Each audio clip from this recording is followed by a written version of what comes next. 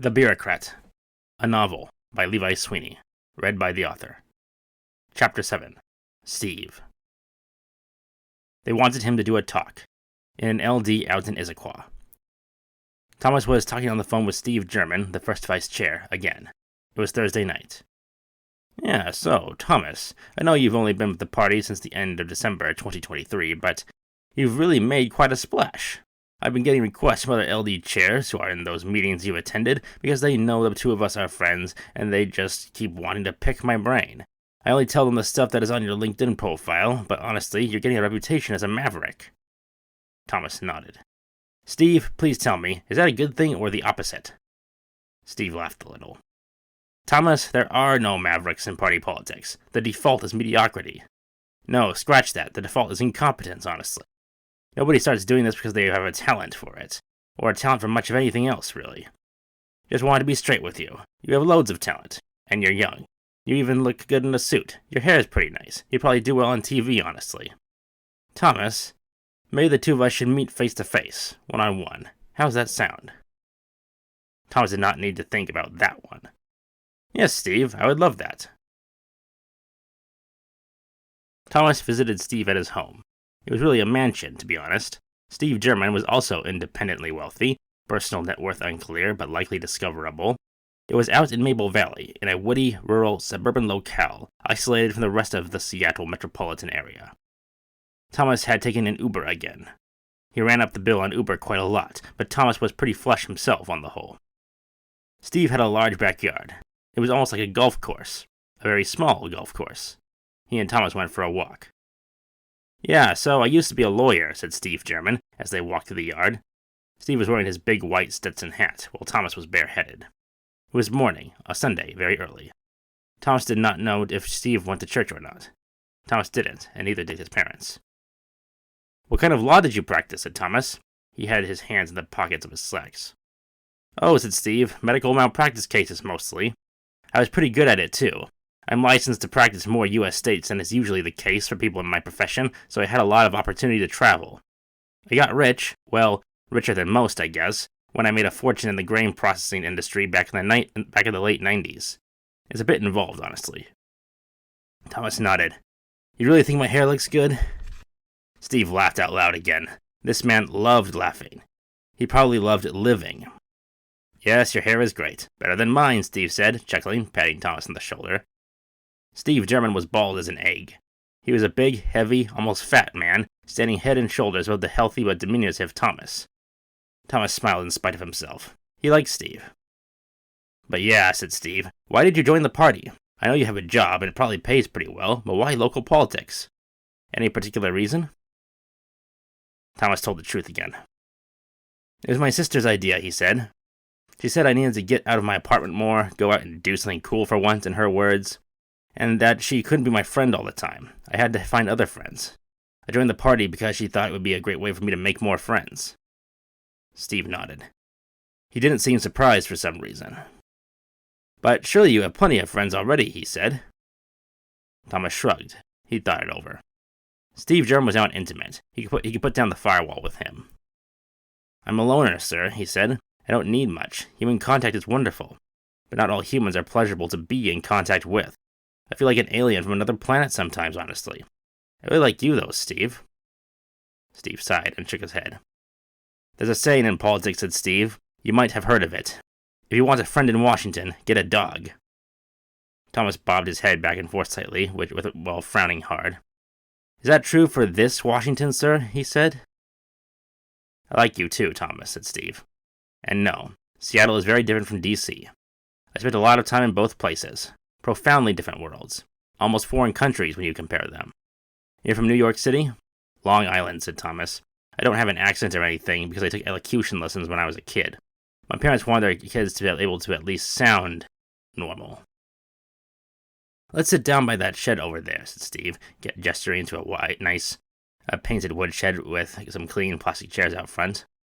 There's a fridge in it with some non-alcoholic beverages, locally brewed and mixed. Thirsty? Sure. For the trip to Issaquah, Thomas opted to temporarily acquire a rental car. He really was an excellent driver, perhaps even a talented one, even when it came to Seattle traffic. He acquired his license when he was 15 and had a natural instinct for safe driving practices. He had brought some cargo with him to this meeting. This LD was slightly larger than Thomas's. It had its own meeting hall, a rented Kiwani's lodge, he thought, with tables, a kitchenette, even a stage and a bunch of chairs. It was well lit. Steve was there, watching, and perhaps 20 or 25 people attended. The meeting started around 7 p.m. It was getting very dusky out. The LD chair said a few words. They reviewed some party business, and then this LD chair introduced Thomas D. as the speaker. Some light clapping. A few of them knew about Thomas, but only a few. Thomas went up to the stage and stood in front of the mic. Steve was loitering in the far back, standing about gingerly. He knew about Thomas's cargo. He had helped store it in the kitchenette. "Hello, everyone," said Thomas D. He opted for a joke. "Mr. Chair, I profoundly thank you for correctly pronouncing my last name." Light laughter. "It worked." Thomas grinned broadly. "All right, my friend Steve German, who I believe is a treasurer for this LD, in addition to many other roles in the party, has kindly requested I give a short talk about leadership. Now, my talks are a bit different from what you might expect, but don't worry. I always keep it brief, usually, and there still will be plenty of time for questions later." Thomas D. made eye contact with every person in the room. He counted the attendees and noted their genders, their probable ages, even what races they each might have been. He was collecting data. Since this talk is supposed to be about leadership," said Thomas, "and since this is a political party, we will start with a straw poll.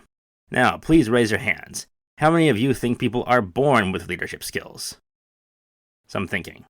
About 45% of the group raised their hands. "All right," said Thomas D. "Thank you. Now put down your hands. Now, again, raise your hands if you think leadership skills are learned and can be taught. If you aren't sure, it is okay to stay quiet." About 30% of the group raised their hands. Some of them were really thinking. Others looked bored and indifferent. "Okay, thank you. That helps a lot," said Thomas. "Now, we are going to ask some questions." Thomas pointed to a woman, portly, white, in her 30s, brunette, glasses. "You, ma'am, in the front. What is your name?" "Lauren." Thomas nodded. "And you, sir, in the back, with the tie. What is your name?" "Rick," said an older man in the back, perhaps in his 60s or 70s. "Rick Smith." Thomas gestured with one of his hands. "All right, Lauren and Rick, please come to the front for a moment. It would be very helpful to me if you came." Lauren and Rick both thought a little, then they both walked up to the front, standing and facing Thomas and in between him and the audience. "Now I'll ask you some questions," said Thomas. "Please answer loudly enough for the audience to hear your replies. Now, first, Lauren. Lauren, did you raise your hand when I asked the audience if they thought leadership skills are something people are born with?" Lauren smiled and nodded. "Yes, I did, Lauren." Thomas later found out her surname was Tonlin. Had a cheap paperback stuffed into the back pocket of her plus-sized jeans. It had the words George R. R. Martin printed on the cover. "All right. To clarify, do you believe that leadership skills are inborn?" Lauren understood. "Yes, I suppose. Yes." "Lauren, I want to know, who do you think was the greatest leader of all time? It could be someone you actually know, or somebody whom you have only heard or read about. Who, in your opinion, was the greatest leader of all time?" Lauren scrunched up her face. She thought for a moment. "Well, how about Napoleon Bonaparte?" she said, clearly, enunciating so everyone could hear. Said Thomas. "A great answer to that question. What do you think made Napoleon Bonaparte such a great leader? Why was he a great leader?" Lauren smiled some more. "Well, Napoleon accomplished a lot, was in power for a long time, he got a lot of stuff done. I guess you could fill a whole library with stuff he accomplished. Great military mind, great political mind, great a lot of things. Yeah, I think he's objectively legendary, for lack of better words. His track record speaks for itself." Thomas nodded, with a neutral expression. Lauren was clearly very smart, probably educated, but was she wise? "All right," said Thomas. "I'm going to talk to Rick for a moment." He turned to look at Rick Smith. "Rick, same question for you. Who, in your opinion, was the greatest leader of all time?" Rick didn't hesitate. "George S. Patton," he said. He had a deep but mellow voice. He might have been a Midwesterner originally. Said Thomas. "Same question again. Why Patton? What made him such a great leader?" Rick cracked a smile. He also liked Thomas. "Natural talent was part of it," he said, "but he also had an incredible personal journey. He started off as just a kid like everybody else, had a lot of important formative experiences, really rough childhood, but he persevered, worked really hard. He joined the military, probably got mentors and teachers, a practical education, I guess. He grew into his status as a great leader. He worked for it, He worked at it, developed it, and as for why he was a, well, great leader, but I guess it's like Lauren here there said. He got results, like Napoleon. Yeah. Thomas nodded. He liked Rick Smith a lot. Mr. Smith, he said, or do you prefer Rick? Rick chuckled. Rick is fine, Thomas. Rick, did you raise your hand when I asked if people thought that leadership is a learnable skill? I did. So, to clarify, do you think Patton had inborn leadership skills, or the alternative I suggested? If you're not sure, it's okay to say that as well. It's honestly a great question, said Rick. He put his hands on his hips. I guess we just get dazzled by the biggest stars in history, and we wonder if we can ever be like them, and I think a lot of people don't really think about how there's an inner leader in all of them. Even Napoleon had said something like, every foot soldier has a field marshal's baton in his knapsack. Rick stopped for a moment and looked over at Lauren, who had been listening to Rick appreciatively. That's not a knock on you, Lauren, by the way, he said, just answering the question. No worries, Ricky, said Lauren, smiling. Ah, thought Thomas, they both have significant emotional intelligence. Very good. Thank you both, Lauren and Rick, said Thomas, smiling again. Now you can return to your seats. I'm going to conduct another straw poll in a moment. Lauren and Rick thanked Thomas and returned to their seats.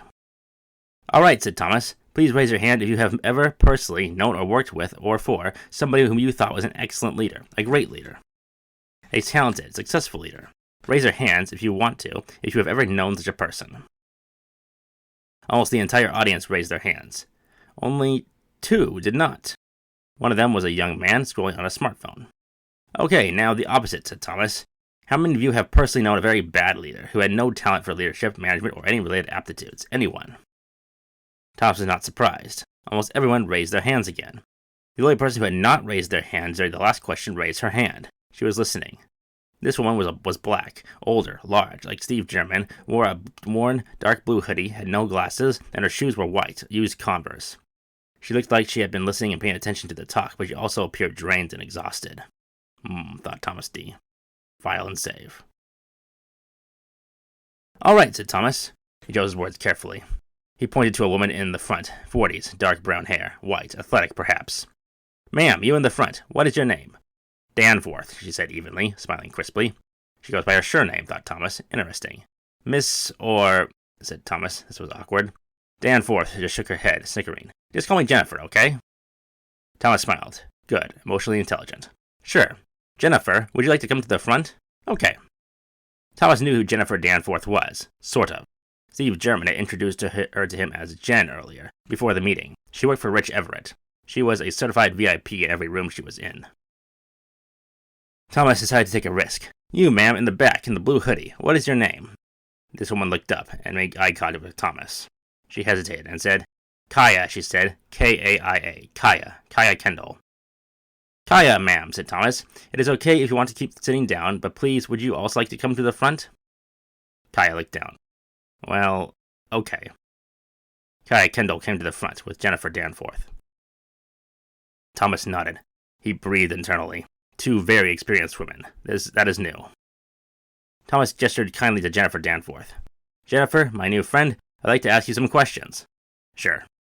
Jennifer, you raised your hand when I asked if you personally knew a great leader. I did. All right, please tell us about this person you knew. What made him or her a great leader? Jennifer nodded. She liked this. She liked being here. His name was Tim Vitterman. He was a unit manager at this rural hospital I worked at when I was in my 20s, fresh out of college. I was a functionary, an office manager, I guess.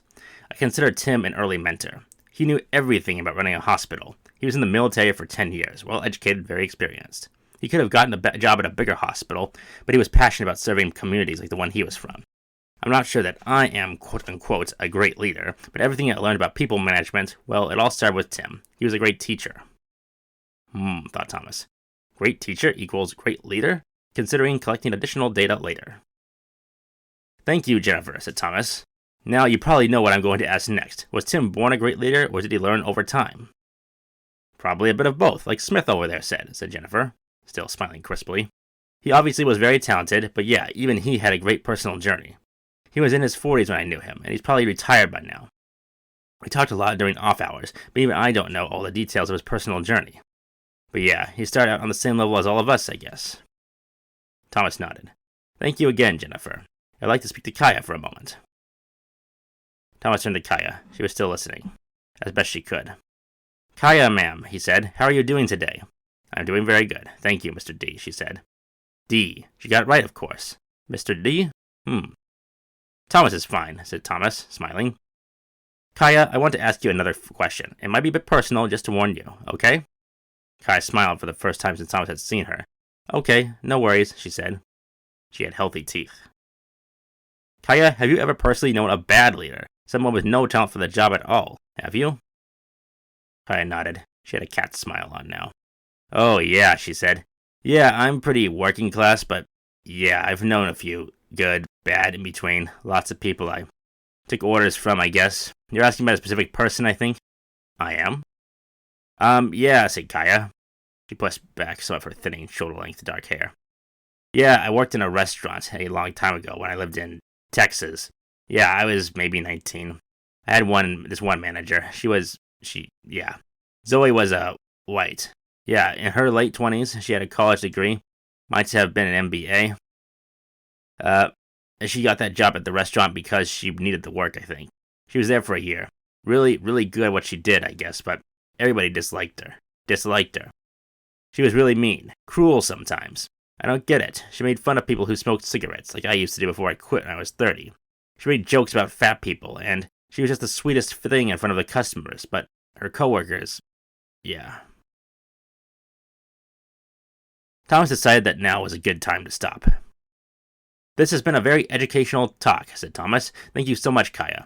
I don't know what your role in this LD is, but I've seen you paying attention the whole time. Your contributions are appreciated, certainly by me. Thank you. Absolutely, Thomas. You're great. She was smiling big at him, looking up at him, making eye contact. Said Thomas.